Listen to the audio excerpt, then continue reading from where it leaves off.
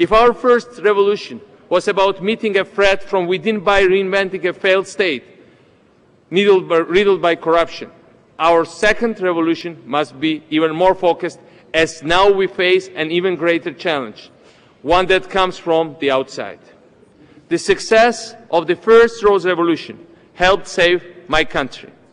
The health of the international order could well depend on the outcome of the second Rose Revolution. Countless people throughout the world were deeply moved and profoundly troubled by the invasion of Georgia, which began with tragic irony on the eve of that great celebration of peace, the Olympic Games. On the most basic level, you responded with passionate humanity to the plight of ordinary Georgians under siege, to the sight of 80-year-old men and women driven from their own villages, to hundreds of thousands of innocent souls taking shelter from bombings, to a small country of less than 5 million people being trampled by a neighbor 300 times its size. You responded immediately by sending generous aid, by coming to Georgia and by showing your solidarity. Leaders from around the world, meanwhile, have been working tirelessly to negotiate and enforce the ceasefire. I'm especially grateful to President Sarkozy of France for his dedication to ensuring that the ceasefire is fully implemented in letter and in spirit.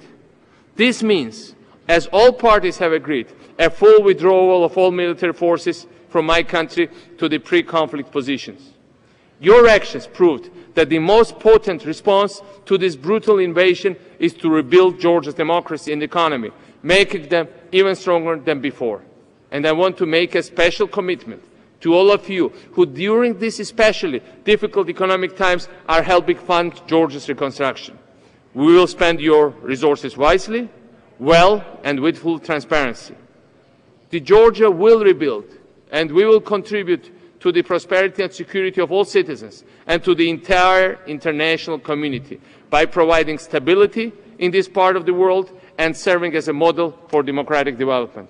Reconstruction will also ensure that Europe continues to benefit from true energy security that comes from diversification, and everything that we do will be done peacefully. But today we must ask a series of questions, the answers to which have grave consequences. We have all wondered in recent weeks, was this invasion an aberration, a misguided attempt to resort to 19th century logic of brute force, or it's a sign of an ominous new trend, one that could continue and deepen and undermine the international order in the 21st century, eroding state sovereignty and the power of our common and hard-fought principles. I believe that this question and others have not yet been answered. Others still need to be asked. Will we encourage violent and hateful separatists around the world, standing aside when state sovereignty is subverted? Or we will draw a clear line and defend the principles that uphold the international order and declare enough.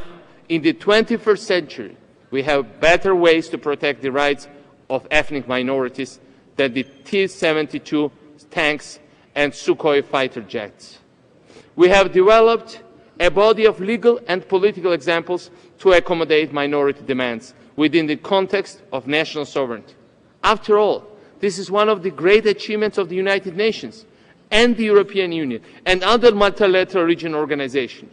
Its foundations is the belief that democracy and prosperity provide room for all. Are we ready to throw this all away? And what of the use of a brute force? Will we look the other way or reward the dispatch of tens of thousands of troops across the international recognized borders and hundreds of planes to bomb another country?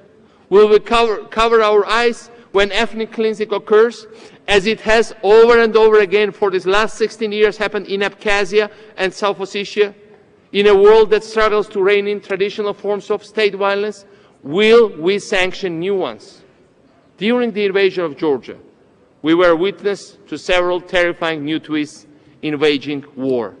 We saw proxy forces and militias cynically unleashed to ethnically cleanse the population of my country, operating without any restraint and outside any order. We demand thorough UN investigation of crimes committed against humanity, crimes, war crimes and crimes against human rights.